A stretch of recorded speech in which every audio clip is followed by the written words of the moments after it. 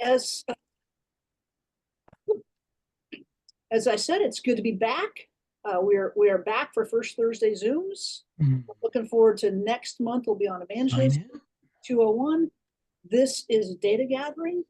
A few announcements. If you are going to convention, diocesan convention, and you have not yet either registered or got your hotel, if you need one, do so immediately after the Zoom.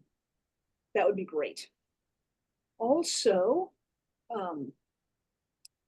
if you are responsible for people in your congregation registering, or you know that somebody should, please tell them to do so, or invite them, or ask them, or do whatever it takes to get them to actually register. That'd be great. Then the other announcement that I want to make is that, as was sent out in news and notes, Lori Boss, after 12 faithful years of service, has resigned as the financial officer for the diocese. We're in a little bit of, well, we are in transition in the financial office, which means that responses to your questions might be a little delayed. But please, if you have questions on the financial office side, please email or call Jeremy Armstrong, jeremy@SpokaneDiocese.org, or the general office number. We will get those questions to the right person and get you your answers. But the key is that please don't use the Lori's direct phone number anymore. That's her cell phone, and that won't get you to the diocesan financial office.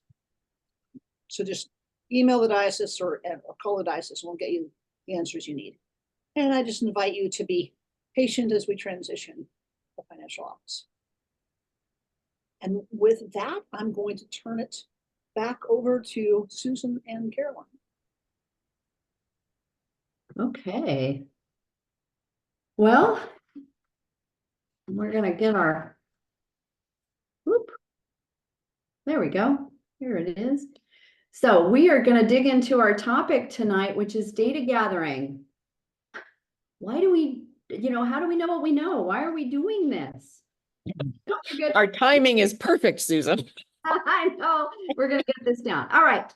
But we want to start off with some scripture study because connecting with God is always the first place to start for us as disciples.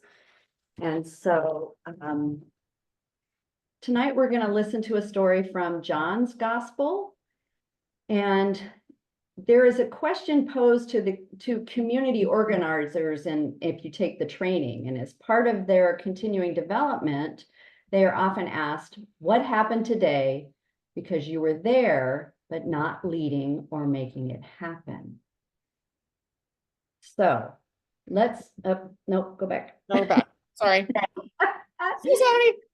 So let's listen to the words of Jesus as recorded in the Gospel of John. On the third day, there was a wedding in Cana of Galilee, and the mother of Jesus was there. Jesus and his disciples had also been invited to the wedding. When the wine gave out, the mother of Jesus said to him, "They have no wine." And Jesus said to her, "Woman, what concern is that to you and me? My hour has not yet come." His mother said to the servants, "Do whatever he tells you." Now standing there were 6 stone water jars for the Jewish rites of purification, each holding 20 or 30 gallons. Jesus said to them, "Fill the jars with water." And they filled them up to the brim. He said to them, "Now draw some out and take it to the chief steward." So they took it. When the steward tasted the water that had become wine and did not know where it came from, though the servants who had to draw the water knew, the steward called the bridegroom and said to him, "Everyone serves the good wine first, and then the inferior wine after the guests have become drunk. But you have kept the good wine until now." Jesus did this, the first of his signs, in Cana of Galilee, and revealed his glory, and his disciples believed in him. Next slide. So I'm going to invite you to silently at home take a few notes. So hopefully you have something to write with. And if you don't, you'll need something as we move through the evening. I should have said that first. So quietly reflect on the passage. And think about, when have you seen inclusion of others in a conversation change the outcome? As you reflect on the story, think about how inclusion of others in a conversation changed the outcome. I'm going to give you a few minutes.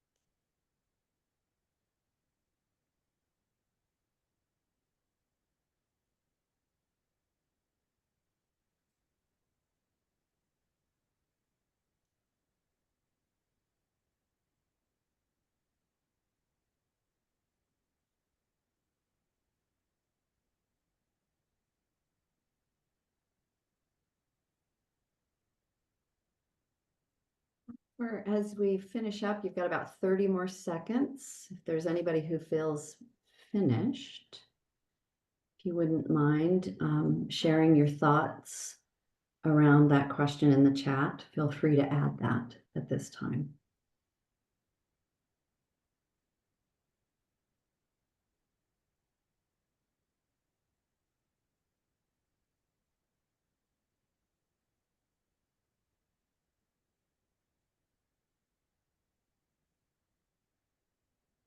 Okay. Let's come back to the group. And if you had any wonderful movements of the spirit, if you feel what you'd like to share with us in the chat, we'd appreciate seeing it. Kimmy says, I felt a sense of openness and widening amongst the group. New and different ideas were shared. Just last night, I was a part of a group of interviewers talking with a prospective scholarship recipient. That sounds like fun. Starting the Abbey congregation, including people who didn't have a church home, meant we came up with ways of worshiping that no established church was doing. Including more viewpoints helped surface solutions that wouldn't otherwise have been heard. Thank you. A good one. Our church recently hosted a benefit concert for a school in South Sudan where some of our members came from. By including others, the benefit concert was even more successful. Well, keep them coming. We're going to keep moving, but as the spirit moves, keep adding to those thoughts. Caroline. Okay. So back to our primary topic for the evening.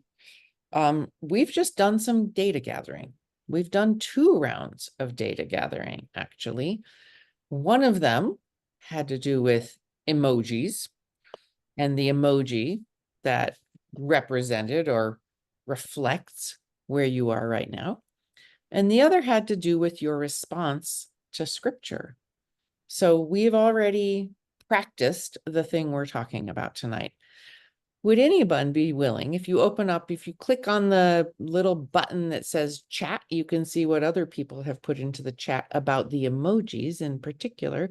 Would anyone be willing to share what emoji you chose and why? I'm going to stop sharing so I can see you.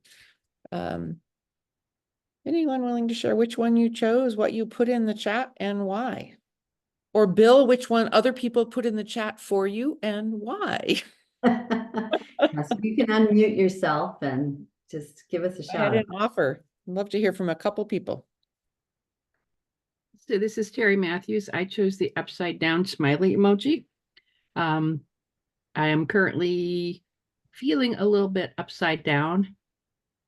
August was very busy, had the congregational college for congregational development a week and a bit more off, and then I was working at the North Central Washington Fair, and then I came back and I started my yearly round of doctor visits, dentist visit, eye visit, mammogram, et cetera, and tomorrow I get to go move my daughter from one apartment to another. So Upside down smile.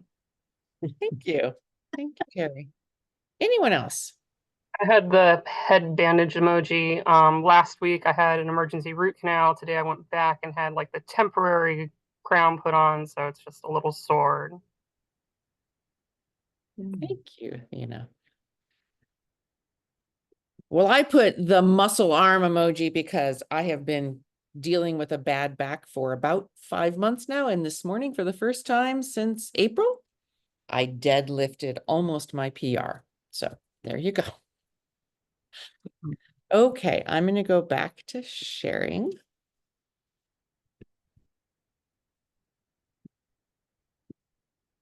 So that was data gathering. And one of the things we do when we're data gathering is that we make sure that we understand the data we're gathering. So why is it that we collect information or data? Well, a wise person once said that one of the most powerful interventions you can ever make in an organization is getting that organization in touch with its own data. What did this wise person mean? Well, one of the things that happens as human beings is that we carry stories in our heads about what's going on, about what people think, about what's most important, that are based on our own experiences. And we have an organization, we then have as many people as there are in the organization who are carrying those interpretations and stories and narratives around.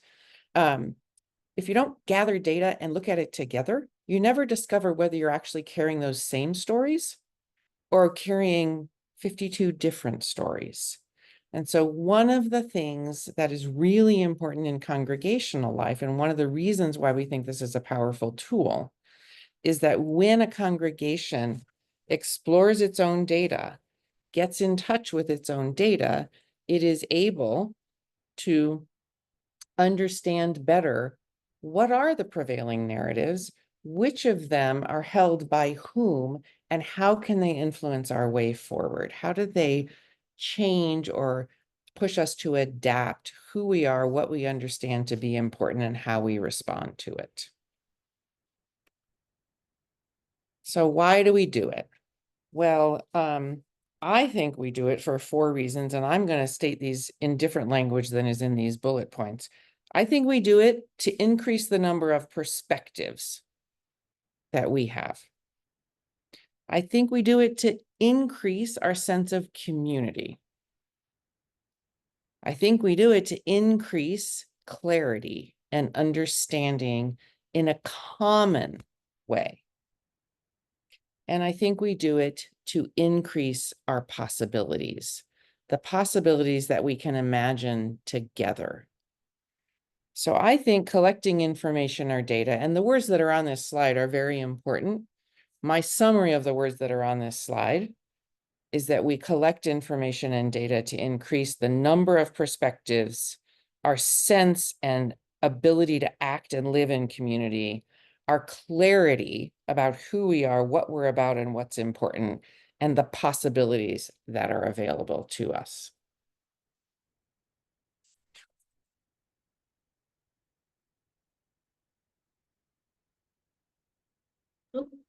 So I'm going to offer just one process. You will find that there are other processes out there, but we find that this one is really helpful. So when you are beginning to inquire or think about a data gathering process, the first thing you want to do is plan to do the collection. You know, when is this going to happen? How is this going to happen? So planning, get a group together to talk about it. You also want to do the inquiring and collecting of the data. You've got to do something to get the information you want back. So plan how you want to, and then go ahead and do it. That's the important piece. And then once you have received it, reflect on it or analyze it, which is something we just did with the emojis. We plan to collect some information about you all this evening, about where you're feeling right now or how the emoji might reflect your life at this moment. And then we actually did the thing, and then we reflected on it. And if we go back and look at all of the different emojis, we might have some wonderings about what people selected. So by sharing it back, it's always important to share back the data and initial findings with the people who generated it. If we had taken your emojis and your names and shared it with, I don't know, just a random person on the street, it doesn't really mean anything. It doesn't help me learn anything about this group, which is why we're inquiring. So you have to do that with your group, because any assumptions or hunches you have need to be filled in by the people who generated the data.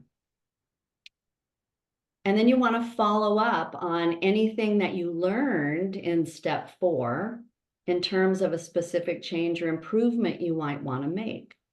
So for example, you might be curious about whether or not folks like having coffee at coffee hour. Maybe they want it to be a tea hour or a soda pop hour, or have something else served. So that might be your area of inquiry.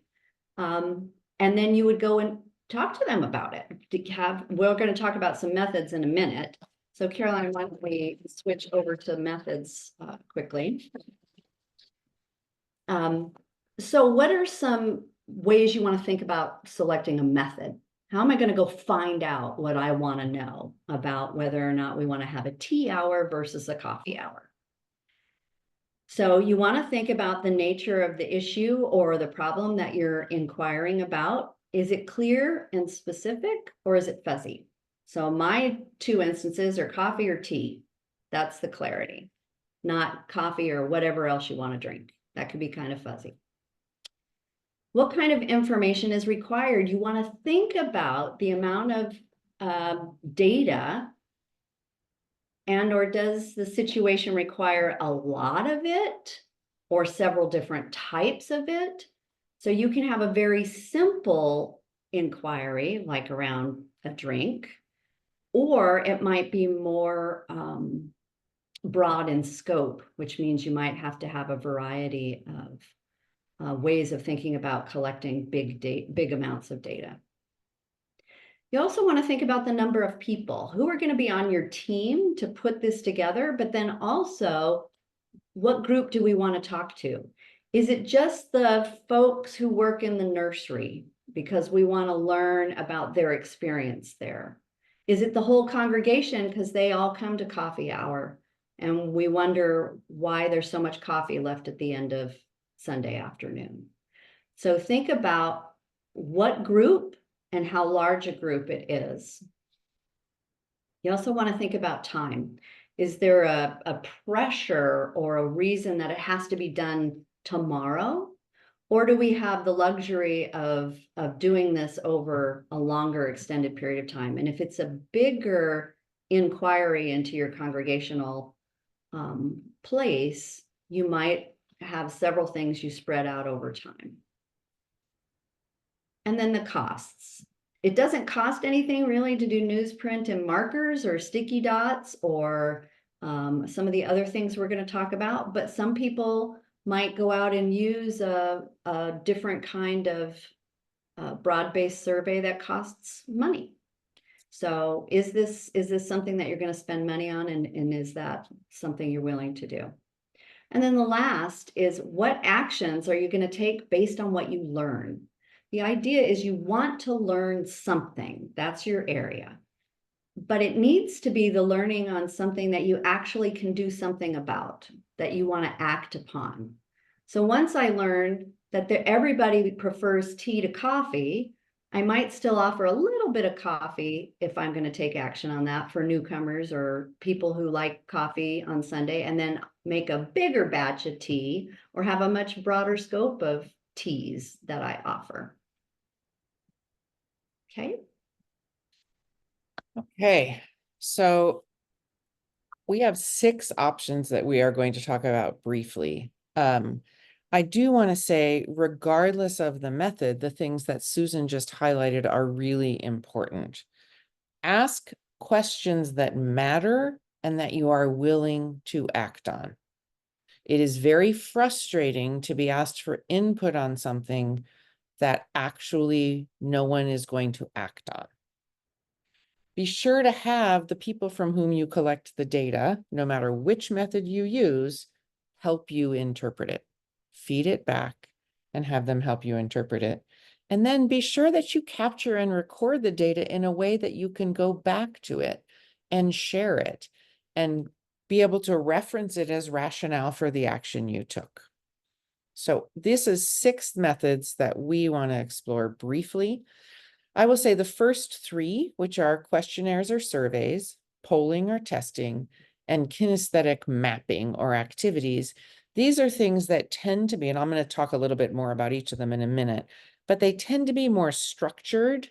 They tend to be fairly defined in terms of the questions and the available answers. Whereas interviewing and collages or visual representations or ethnographic work, direct observation work, there tend to be more open responses. It's more of an open-ended and more of a complicated or nuanced interpretation. So going back to what Susan was saying about how do you pick, you can think about that distinction as you think about these different methods in making your choice about how to choose. So the first one, this is questionnaire or survey. So in a questionnaire or survey, you're asking questions. They can be open-ended questions or closed, and you're trying to explore a topic, but you want to make sure you can summarize the data. I think that sometimes we make mistakes in surveys where we have it all be open-ended questions, which means we're not giving options for the answers, but we're just asking a question and letting people say whatever they want. That can be really difficult to interpret if you have a large number of respondents. And so you might want to use a different method. But you can see in this picture here, this is a picture from actually data gathering at the College for Congregational Development. And here we have a person responding using scales in response to some statements about a congregation and its action in the world. So this is a survey response to a specific question with specific possible answers. So another one is polling or testing, and it can be sometimes difficult to distinguish between polling and testing and surveys. With polling and testing, in my interpretation of it, there tend to be somewhat fewer possible responses. So you're testing an idea or you're polling a group for their perspective on the idea. In the question of coffee or tea, coffee hour or tea hour, that can be a very simple polling or testing question, right? There are two options. And so what we can do is quickly gather data on those two options. It is actually not important that you know whether you're doing polling or testing, or that you're doing a questionnaire or a survey, as much as it is important that you think about how complex is the question we need to ask, or the questions we need to ask, and how many possible responses are we actually testing with people? How many questions and how many responses? Either way, what you're doing is you have specific questions, and usually you will have a number of possible responses, and you're asking people to choose among them or give you something that is an open-ended response, but your question is still very specific. So finally, there's something called kinesthetic mapping, and this is where you would have specific responses available for your question or questions, and you would have them located in space. So for example, we have on my left-hand side, way at that wall is blue, and on my right-hand side, way at that wall is purple. Put yourself in the place where you think Advent colors belong. Or on my left-hand side is, we want 5 minutes of silence after the sermon. And on my right-hand side is, I don't need any silence in the entire worship service. Put yourself in the place where you think the amount of silence you should be in our worship service. So once people are there, then you have the opportunity to look at that data together. It is visible to everyone who is participating. So this is a way where people's are using their bodies to help express their response or indicate their response. So now we're getting into some examples that are less specific, both in terms of questions actually, and in terms of responses, more so in terms of responses. When you're interviewing, you often come in with a set of questions you know you want to cover, and you get to ask more probing questions, more follow-up questions to get more detailed information. You can do that one-on-one, as we can think that Kimmy currently is doing it with Cindy in this beautiful photo. Perhaps we could say Kimmy was saying to Cindy, what was the thing that really attracted you to St. David's when you first got here? And then Kimmy could follow up with more detailed responses to that based on what Cindy responded to her. You could also do that in small groups. So that's a data gathering approach for something when what you don't know is the options for answers, right? You aren't clear on what those likely are. Using a survey or a questionnaire is less helpful for those. Using something like an interview is more so. Then there's data gathering, which I have used a lot. And this is a picture from an effort by Resurrection Roslyn, where what you can do is use art or physical expressions, physical visual expressions to represent a response. So in this case, this was the question was, and they did this as their project from CCD, was to say, take all these art supplies and using these art supplies, create a representation of Resurrection Roslyn at its best. And so it's a way for people to express something that first might not feel verbal. In the end, you might put words to it, right? What you want to get out of it is a way of looking at it and people being able to see different things in it. And also those who create it being able to help us interpret it. But it's when we know that words are not quite enough for the data that we want to gather, that we can touch people in ways that words alone won't help us or won't be sufficient. They help, but they're not sufficient.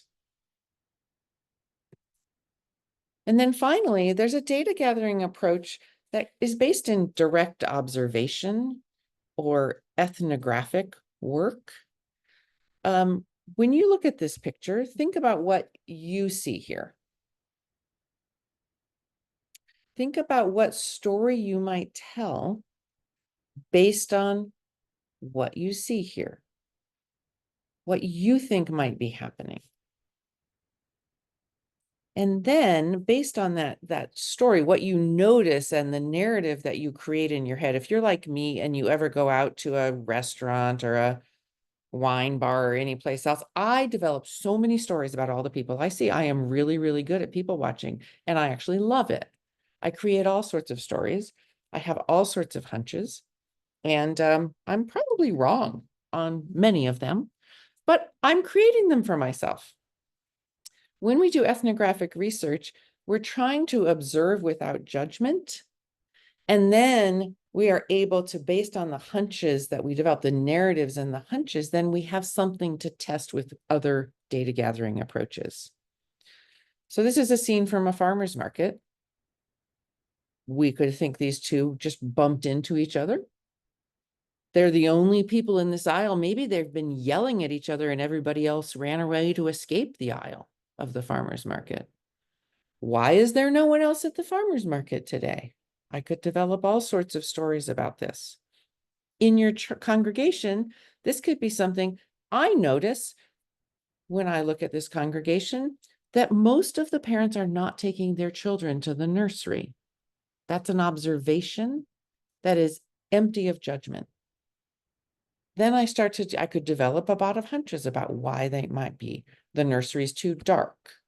I always arrive late and I don't want to come in even later to the sanctuary. My kid doesn't want to be away from me. My kid needs their snack. There are all sorts of reasons, right? But we don't even know what we're investigating until we do that first ethnographic observation. Susan, is there anything else that you want to say about methods before we move to our work for the groups? I would say that in terms of direct observation, that might be you've noticed something, and so you want to learn more about it. That might be your area of curiosity that starts you off to pick another method in there to ask some direct questions. Another time, it might be something very different. You're all in leadership. Someone might come to you and pose a wondering or a question, or I'm sure none of you have ever heard the phrase, well, everyone is saying, it's always been done, right? And you want to investigate, is it in fact everyone? Is it in fact the way it always has been done? So then you might pick one of the other methods to do a little investigative work, right? So there's a variety of ways you could enter into a method, but it's important to really think about, what do we want to learn? What are we curious about? And then have that wondering drive the methods you pick. Okay. So now what we're going to do is I've got 4 questions here for you and I'm going to give you a couple of minutes to sit and take some notes. And when I call time, we're going to send you into your congregational groups. And if you're here by yourself, you'll be with some other folks in a congregation, and probably, groups of 2 or 3, so that you can have a more robust conversation. And we're going to put in the chat some little instructions after your quiet time on kind of what you want to do in your small group. So, first question. Think about, what are you curious about in your congregation right now today? Make a little list. And then, who do you need to listen to in order to act? That's the group. Is it the parents that do or don't take their kids to the nursery? Is it the altar guild? Is it the ushers? Is it, who are the people?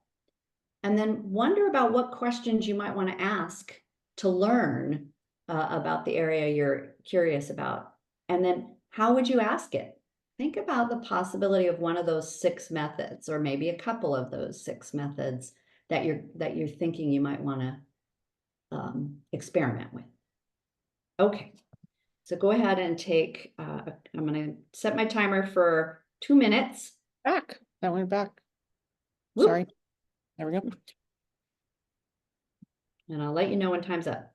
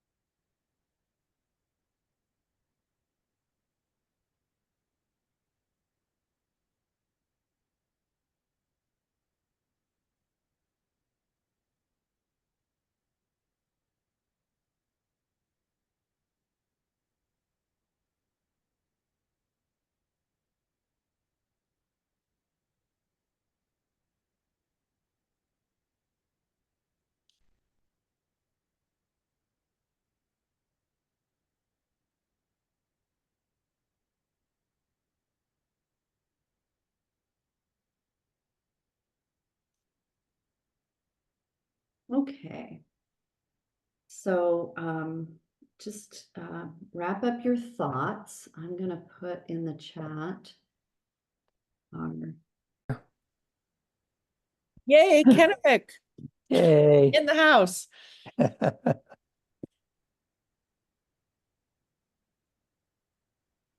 There's a giant moth walking across my wall. Hmm. Ah, it's a messenger from God.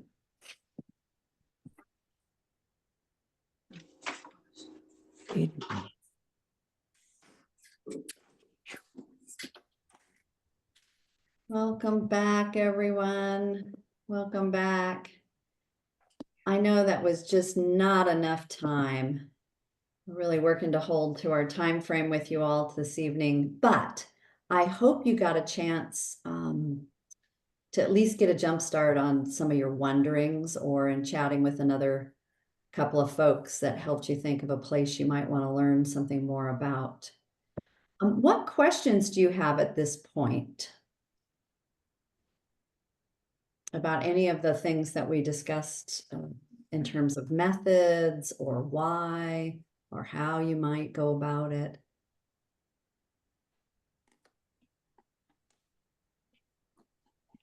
We really had our hard time figuring out what we were curious about. Mm. Did you have multiple areas, Clay, or? Well, not really, nothing much going on right now that we don't already we don't think we understand or are working on. Right. I mean, we both were sitting there like, trying to answer that question. And yet we look at it and we're not curious about things at St. Matthew, which is kind of odd. But I mean, we both throw up our arms and like, huh? Okay, all right. What about someone else? If you got something you're curious about, or maybe you want to check into how a ministry's doing. Maybe you're curious about something already ongoing. One thing that Brian and I discussed, which was faith formation, and we've done it different ways at different times, but we haven't had that conversation in a while. And it's tempting, I think, to make assumptions that things are the same as they were the last time we posed the question. And I guess the question I would be interested in finding out is what timing, because that seems to be an issue. Because we do combined services with the local Lutheran church, and that shifts things a little bit. And then topics. What would they like to study? And then would you like that to be led by the vicar or by a layperson? Because we've done both.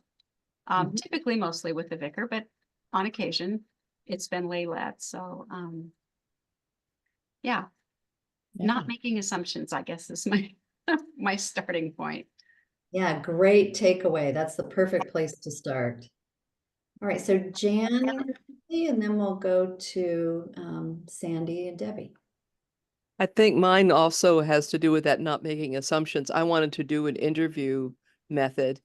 So, and realize that if I do that, I'm specific about what I'm inquiring about, but I have to be really open-minded about what I'm told, not to go in with assumptions about what I think is happening. But it's a method where you really have to just take what you're told. You can ask about it and putter around a little on the edges, but that's a challenge sometimes. So what I'm hearing between both you and Diane is it's about discernment, right? Being completely open to what you might hear, and not going in with a definite answer, which lets the spirit blow. All right, how about you, Debbie and Sandy? We came up with 5 to 6 wonderings, so we had to narrow it down to one. And ours was, what music moves you? What type of music moves you in service? And so we talked about what would we want to ask? We'd want to ask about feelings, and when was the last time you felt elated or down, or whatever the questions might be.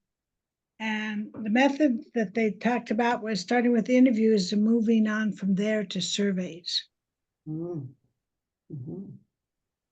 Interesting. Great. All right. Thank you. Keep thinking on those. Caroline and I are available to help with this in any way you might need or want for support. And speaking of that, let's just talk about what we hope you'll do with this, which is to actually use it. We want you to get curious, letting go of those assumptions or testing the assumptions. We want you to decide who has the information you need. So who do you need to invite to share data? We want you to decide what method you will use, and we are available to help you figure that out if it feels complicated. And sometimes it is. Sometimes it's a two-step process with multiple methods. What you want to do is make sure that the data collection is as accessible as you need it to be, and that the data is as actionable as possible. We want you to gather the data. We can talk to you about ways to do that, whether it's the sort of chart pads newsprint on the wall kind of way, or a paper survey, or any other way. To share the data and initial findings with those who generate it so they can help you interpret it, and then to follow up with action, which means probably getting curious again. We also do have a handout. We are going to, make these slides available as a handout. They will be available with the recording of this session. So you can have all the bullet points that were here. You can remind yourself of all of this. And if you want more detailed information on any one of our methods, either Susan or I would be happy to provide that to you and to talk through things with you. So mostly we want to say, we're grateful you came, and we hope that you will reach out if you want support.